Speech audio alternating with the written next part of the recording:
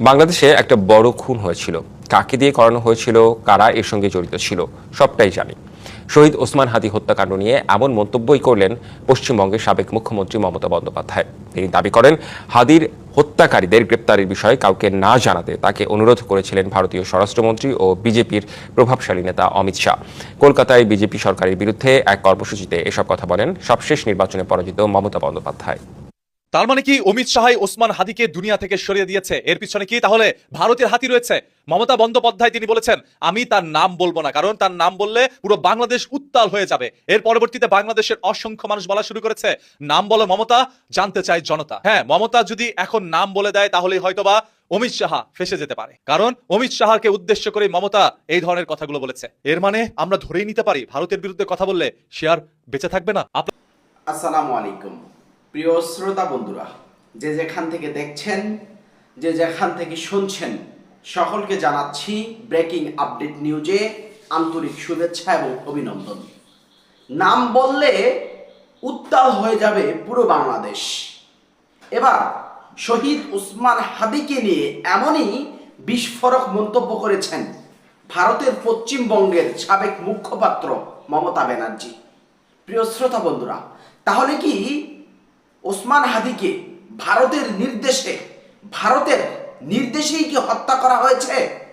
এই নিয়ে গতকাল থেকে, অর্থাৎ গতকাল মমতা ব্যানার্জির বিস্ফোরক মন্তব্যের পর থেকে উত্তপ্ত পুরো বাংলাদেশ, উত্তপ্ত পুরো ভারত, উত্তপ্ত পুরো আন্তর্জাতিক মহলগুলো। প্রিয় শ্রোতা বন্ধুরা, জ্বলন্ত আগুনের মধ্যে ঘি ঢেলে দিয়েছে মমতা ব্যানার্জি। আজকে মমতা ব্যানার্জির সেই বিস্ফোরক মন্তব্য ঘিরে কিছু আলোচনা, কিছু ফুটেজ, কিছু বিশ্লেষণ আমরা ভিডিওর স্ক্রিনে দেখব, যা দেখলে আপনি রীতিমতো অবাক হয়ে যাবেন। তো শ্রোতা বন্ধুরা, কথা বাড়াবো না, চলুন আমরা সরাসরি ভিডিওর স্ক্রিনে চলে যাই। চলুন শ্রোতা বন্ধুরা, আমরা ভিডিওর স্ক্রিনে চলে যাই। বিধানসভা নির্বাচনে পরাজয়ের প্রায় এক মাস পর প্রথম রাজনৈতিক কর্মসূচিতেই বিস্ফোরক মন্তব্য করেছেন ভারতের পশ্চিমবঙ্গের তৃণমূল কংগ্রেসের সভানেত্রী মমতা ব্যানার্জি।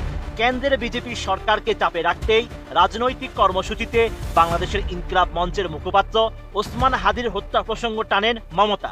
তার দাবি, শরীফ ওসমান হাদিকে কারা হত্যা করেছে তা তিনি জানেন। 2 জুন ভোট পরবর্তী অশান্তি, পুনর্বাসন ছাড়া হকার উচ্ছেদ, নিট পরীক্ষার জালিয়াতি ও বিজেপি সরকারের প্রতিহিংসামূলক আচরণের প্রতিবাদে কলকাতার প্রাণকেন্দ্র ধর্মতলায় ওয়াই চ্যানেলে ধর্ণা কর্মসূচি ছিল মমতা।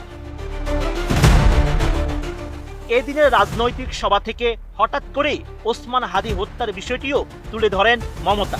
তার দাবি, হাদি হত্যাকারীদের রাজ্য পুলিশে এসটিএফ গ্রেপ্তার করার পর কেন্দ্রীয় স্বরাষ্ট্রমন্ত্রী অমিত শাহর ফোন পান মমতা। তাকে বলা হয় এই বিষয়টি যেন বাইরে না জানানো হয়। কোয়ালিটি সম্পন্ন আন্তর্জাতিক মানের still bar CSRM, committed for better still. STF arrest করেছিল জেনে রাখুন, যা নিয়ে বাংলাদেশে অনেক রেভলিউশন হয়েছিল। অন্য দেশের কথা আমি বলছি না, আমার বলার অধিকার নেই, কিন্তু আমি যেটা বলছি পয়েন্টটা। তারপরে তারা মেঘালয় দিয়ে বাংলায় চলে আসে। বাংলায় যখন চলে আসে তখন আমাদের এসটিএফ তাকে ধরে, এটা তাদের ক্রেডিট। তারপরে হোম মিনিস্টার নিজে আমাকে ফোন করে বলছেন, এতদিন তো কই আমি বলিনি, মুখ করিনি, আজকে অত্যাচারের শেষ সীমায় গেছেন বলে। কারণ এটা জানে, আমি এখনো নামটা বলছি না, ভদ্রতা করে, বাংলাদেশের লোক উত্তাল হয়ে যাবে। আমি সেটা চাই না, আমি দেশকে ভালোবাসি না, বলবো না দেশের স্বার্থে। কি বললেন? आप थोड़ा आपको बंगाल पुलिस को बोल दो ये बात बाहर में नहीं कहने के लिए, ये देश के लिए है। এই সময় কেন্দ্রীয় স্বরাষ্ট্রমন্ত্রীর উদ্দেশ্যে প্রশ্ন ছুড়ে দেন মমতা ব্যানার্জি। কাকে দিয়ে খুন করিয়েছিলেন? কার কার নাম বেরিয়েছিল? আজ গভর্নমেন্ট চেঞ্জ হলেও মনে রাখবেন, আমি তো সবটাই জানি। আমার হৃদয়টাই একটা কথা ভান্ডার, তথ্য ভান্ডার, সত্য ভান্ডার। আমি তো সম্পদের ভয়ে কর্মীদের জলে ভাসিয়ে দিয়ে দল ছেড়ে চলে যাব না। বিধানসভা নির্বাচনের পর বিরোধী দলনেতা নির্বাচনকে কেন্দ্র করে ভাঙনের মুখে দাঁড়িয়ে আছে মমতার দল তৃণমূল কংগ্রেস। মোট 80 জন বিধায়কের মধ্যে 60 জনের বিদ্রোহী হিসাবে চিহ্নিত হয়েছে। 2 জুন মমতার ধর্ণা কর্মসূচিতে উপস্থিত ছিলেন মাত্র 6 জন বিধায়ক। এমন অবস্থায় বিজেপিকে নিশানা করেছেন দলনেত্রী ও সাবেক মুখ্যমন্ত্রী মমতা ব্যানার্জি। তার অভিযোগ, দিল্লি থেকে কলকাঠি নাড়িয়ে তৃণমূলকে ভেঙে দেওয়ার চক্রান্ত চলছে। শেখ তার মানে কি অমিত শাহই ওসমান হাদিকে দুনিয়া থেকে সরিয়ে দিয়েছে? এর পিছনে কি তাহলে ভারতের হাতি রয়েছে? মমতা বন্দ্যোপাধ্যায় তিনি বলেছেন, আমি তার নাম বলবো না, কারণ তার নাম বললে পুরো বাংলাদেশ উত্তাল হয়ে যাবে। এর পরবর্তীতে বাংলাদেশের অসংখ্য মানুষ বলা শুরু করেছে, নাম বলো মমতা, জানতে চায় জনতা। হ্যাঁ, মমতা যদি এখন নাম বলে দেয় তাহলেই হয়তোবা অমিত শাহ ফেসে যেতে পারে, কারণ অমিত শাহকে উদ্দেশ্য করে মমতা এই ধরনের কথাগুলো বলেছে।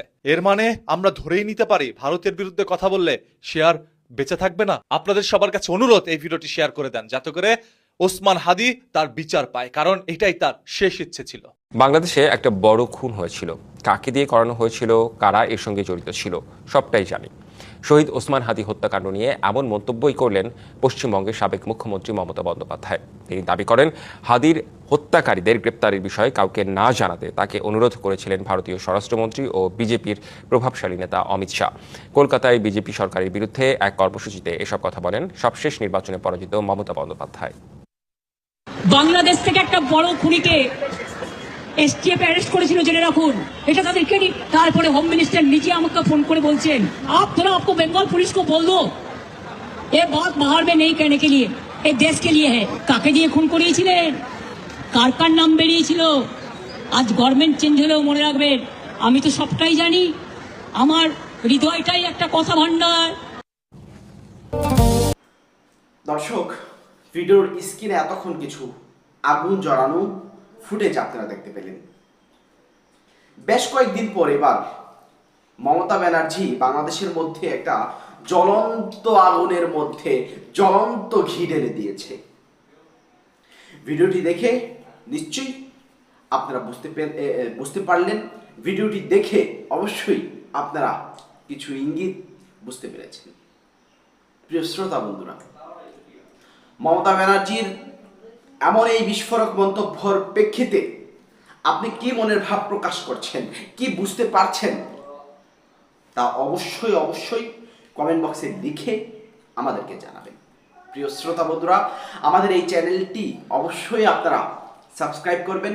যারা নতুন এসেছেন তারা অবশ্যই চ্যানেলটি সাবস্ক্রাইব করবেন। বাংলাদেশের একেবারে ব্রেকিং আপডেট নিউজগুলো সবার আগে আমরা এই চ্যানেলে আপলোড করি। ভালো থাকবেন, সুস্থ থাকবেন, সতর্ক থাকবেন। আমাদের চ্যানেলটি সাবস্ক্রাইব করবেন, আপনার মূল্যবান মতামত কমেন্ট বক্সে লিখে আমাদের সাথে শেয়ার করবেন।